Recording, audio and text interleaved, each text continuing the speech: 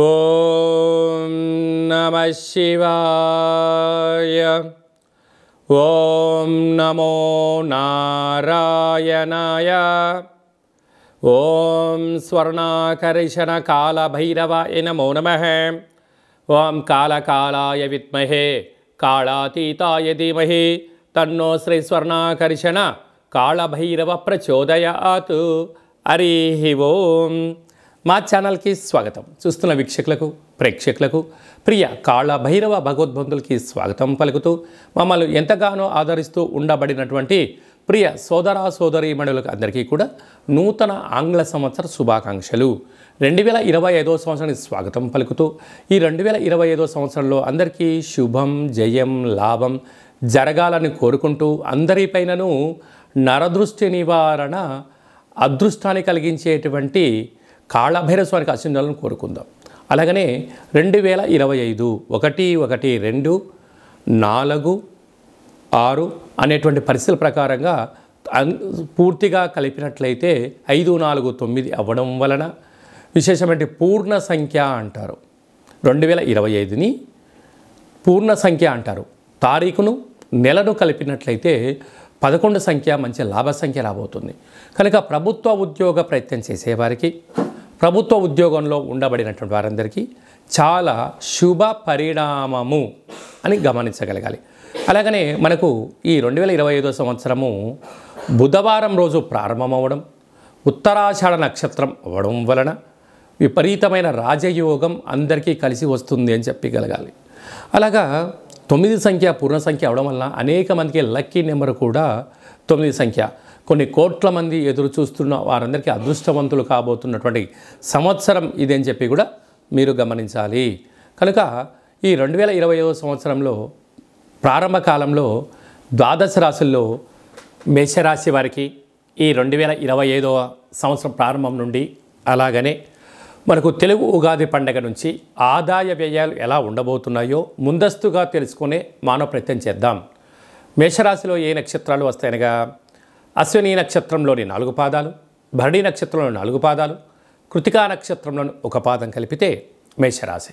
చాలామందికి పుట్టినటువంటి కాల సమయంలో డేటా బర్త్లో ఉండవు కనుక పేరు యొక్క మొదటి అక్షరాన్ని అనుసరిస్తూ ఆ రాశిని తెలుసుకునే ప్రయత్నం చేద్దాం. చు, చే, చో, లా, లి, లు, లే, లో, ఆ అక్షరాల వద్ద మేషరాశి జాతకులే. మేషరాశి యొక్క అధిపతి కుజ భగవానుడు. వీరికి ఆదాయం 2, వ్యయం 14.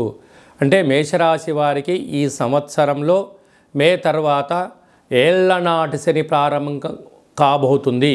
ఆ సందర్భంగా కూడా మనం గుర్తుపెట్టుకొని అనవసరమైన ఖర్చులు అధికంగా ఉన్నాయి, ఆదాయం చాలా తక్కువగా ఉంది కనుక వీలైనంత వరకు ఖర్చులు తగ్గించుకోవడం, ఏదైతే అవసరాల నిమిత్తం కొద్దిపాటి హార్డ్ వర్క్ చేయడం, ధర్మబద్ధంగా ఉండడం, ఆధ్యాత్మికంగా ఉండగలిగితే ఖర్చులను నివారిస్తూ విశేషమైనటువంటి అప్పుల పాలు కాకుండా ఉండడానికి అన్ని జాగ్రత్తలు తీసుకోవాలని చెప్పి జ్యోతిర్విజ్ఞానం తెలియజేస్తుంది. అలాగనే రాజ్యపూజ్యమవుదు 5, అవమానం 7. అనేక బంధువులు సమాజంలో అనేక మంది మీ పైన వ్యతిరేక భావాల ఎక్కువ పరిస్థితుంది కనుక వీళ్ళంత వరకు అనొద్దు అనిపించుకోవద్దు అని చెప్పి కూడా మీరు గమనించగలగాలి. అలాగనే అశ్విని నక్షత్ర జాతకులకు ఆగస్టు నుండి డిసెంబర్ వరకు మధ్యసున్న కారణం చేత మనోవేదన అనారోగ్య పరిస్థితి పొంచి ఉంది, తస్మాత్ జాగ్రత్త. అలాగనే ఈ సంవత్సరము అంటే మనకు ఉగాది పండుగ నుంచి రాజు రవి భగవానుడు అవ్వడం, అలాగనే ధాన్యాధిపతి కుజుడు అవ్వడం వలన మేషరాశి వారు ఎరుపు రంగు వస్త్రాలు కానీ, ఎరుపు నేలలు కానీ, ఎరుపు ధాన్యమైనటువంటి కందులు, ఎండుమిర్చి అనేటువంటి ఎరుపు పంటకు వీళ్ళకు మంచి ధనధాన్య సమృద్ధి కలిగే అవకాశాలు చాలా అధికంగా ఉన్నాయి. అదే కాకుండా వ్యవసాయ సోదరీమణులకు, మార్కెటింగ్ రంగంలో ఉండబడిన వారికి, అలాగనే బిజినెస్ చేసేటువంటి వారికి, ధాన్యపు వ్యాపారం చేసేవారికి ఈ సంవత్సరం చాలా అధిక ఆదాయం ఉందని చెప్పి కూడా గమనించాలి. అలాగనే వృక్షాధిపతి కూడా కుజుడే. అంటే నర్సరీ వాళ్ళు, వ్యవసాయ సోదరీమణులు, సంపూర్ణ ప్రకృతి పర్యావరణము, అడవులు, వృక్షాలు అనేటువంటి సేవాభావం కలిగిన వారందరికీ కూడా కుజభగవాని యొక్క ఆశీస్సులు వీరందరికీ మొక్కల ద్వారా ఔషధ వ్యాపారాలు క్రయ విక్రయాలు చాలా యోగదాయకం అని చెప్పి గమనించాలి.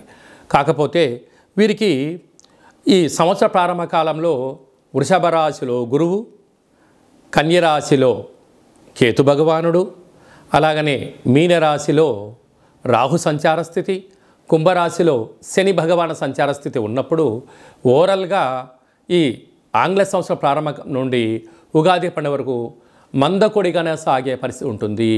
కనుక తొందరపాటు నిర్ణయాలకు ఇది అంత సరైన సమయం కాదు. నూతనమైన పెట్టుబడులు, వ్యాపారాలు ప్రారంభించాలి అనుకుంటున్న వారందరికీ ఇది మంచి శుభ తరుణం. అలా వస్త్ర వ్యాపారులు, నూనె వ్యాపారులు, వ్యవసాయ సోదరీమణులు, రియల్ ఎస్టేట్ రంగాల్లో ఉన్న వారు, అలాగనే ఆహార ఉత్పత్తులు, హోటల్ ఉత్పత్తులు కార్యక్రమాలు, ఆహార సరఫరా చేసే వారందరికీ కూడా చాలా మంచి కాలం ఉండే అవకాశం ఉంది. కనుక వీలైనంత వరకు ఈ సంవత్సరంలో మీ ప్రతి నెలలో మీ జన్మ నక్షత్రం రోజున అష్టమి, పూర్ణిమ, అమావాస్య సందర్భంగా దూరావాయు జల ప్రయాణాలు పెట్టుకోవద్దు. వీలైనంత వరకు యంత్రాలతో, ఆయుధాలతో సాహసోపేతమైనటువంటి పనులు చేయొద్దు. వీలైనంత వరకు మౌనం, సౌమ్యం, ఆధ్యాత్మికత, జీవన శైలి, ప్రతిరోజు సూర్య నమస్కారం చేయడము, ప్రతిరోజు కాళభైరవ మంత్ర సాధన చేయడం కానీ, అష్టకాన్ని వినడం కానీ, కుక్కలకు కానీ, పక్షిరాజు అయినటువంటి కాకులకు ఆహారాన్ని పెట్టడం వలన సకల నరదృష్టి తొలగిపోయి ఏలనాటి యొక్క శని తీవ్రత తగ్గుతుందని చెప్పి కూడా గమనించాలి. శని భగవానుడు వస్తూ రాజయోగాన్ని ఇస్తాడు. ఎప్పుడు సత్కర్మ చైవ సత్ఫలిత అంటాడు. అంటే నువ్వు మంచి కార్యక్రమాలు బాగున్నప్పుడు చేసినట్లయితే, కాలం బాగోలేనప్పుడు ఆ సత్కార్యక్రమాల పుణ్యం వలన మనం అధోపతి కాకుండా ఉండడానికి అవకాశం ఉండేది. దుష్కర్మ చైవ దుష్ఫలిత, నువ్వు ఏమైనా చెడ్డ కార్యక్రమాలు చేసినప్పుడు కాలం అనుకూలంగా లేనప్పుడు ఆ యొక్క ప్రభావం పడి శారీరకంగా, మానసికంగా, ధనపరమైనటువంటి చిక్కులు పొంచి ఉంటాయి అని చెప్పి కూడా మీరు గమనించాలి. కనుక మేషరాశి వారందరికీ కూడా ఎన్నో రకాలమైనటువంటి ఇబ్బందుల కాలంతోనే ప్రారంభమవుతుందని చెప్పి కూడా గుర్తుపెట్టుకోగలరు. అందుకే మనకు ఉగాది పండగ నుంచి 3వ స్థానంలో గురువు, 5వ స్థానంలో కేతువు, లాభస్థానంలో రాహు, వ్యయంలో శని భగవానుడు ఉంటున్నాడు. కనుక కాలానికి అనుకూలంగా మనము సత్కర్మలు చేపట్టి మనకు మంచి ఫలితాలు కూడా తెచ్చుకోవచ్చు అని చెప్పి కూడా గమనించాలి. ఈ 2025వ సంవత్సరంలో ఏప్రిల్ నెల, మే నెలలో పెద్ద గ్రహాలు 4 గ్రహాలు మారడం జరుగుతుంది.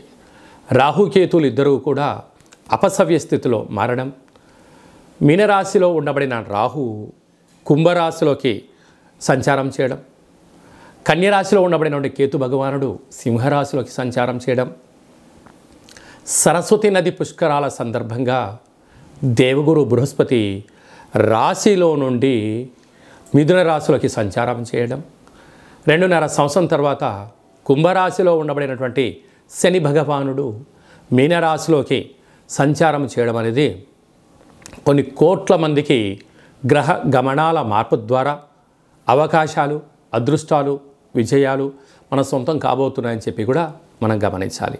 అలాగనే చాలామందికి పుట్టినటువంటి కాల సమయంలో డేటా ఆఫ్ బర్త్లో లేనటువంటి వారికి మీ పేరు యొక్క మొదటి అక్షరాన్ని అనుసరిస్తూ రాశిని తెలియచేస్తూ రమణ శాస్త్రం ద్వారా అనగా గవ్వళ ద్వారా భూత, భవిష్యత్, వర్తమానాన్ని కాళభైరవ ఉపాసన చేత తెలియజేయడం జరుగుతుందని చెప్పి గమనించాలి. కనుక వ్యక్తిగత జాతకం తెలుసుకోవాలనుకుంటున్న వారందరూ కూడా మీ డేటా బర్త్ ఉన్నా, డేటా బర్త్ లేకపోయినా హస్త సాముద్రికం ద్వారా, గవళ ద్వారా మీకు జ్యోతిష్యం చెప్పబడరు. అపాయింట్మెంట్ తీసుకొని సంప్రదించగలరు. ఓం శతమానం భవతి శతాయు పురుష సతేంద్రియ ఆయుష్యేవేంద్రియే ప్రతితిష్టతి. ధనం ధాన్యం బహుపుత్రలాభం శత సంవత్సరం దీర్ఘమాయు. సర్వే జనా సుఖినో భవంతు, లోకా సమస్తా సుఖినో భవంతు. సర్వం కాళభైరవ దేవతార్పణమస్తు. హరి ఓం. ఈ వీడియో మీకు నచ్చినట్టయితే లైక్ చేయండి, షేర్ చేయండి, మా ఛానల్ని సబ్స్క్రైబ్ చేసుకోండి. నేను చేస్తున్న ఆధ్యాత్మికమైన వీడియోలు అందరికన్నా ముందుగా మీరు చూడాలి అనుకున్నట్టయితే ఆల్ అన్న బటన్ కూడా తెలియచేయండి. మీరు ఎవరి క్షేమాన్ని అయితే కోరుకుంటున్నారో, లేక మీ క్షేమాన్ని ఎవరైతే కోరుకుంటున్నారో వారందరికీ ఈ వీడియోను ఫార్వర్డ్ చేసి కాళ భైరవ స్వామికి ఆశీస్సులు పొందగలరు.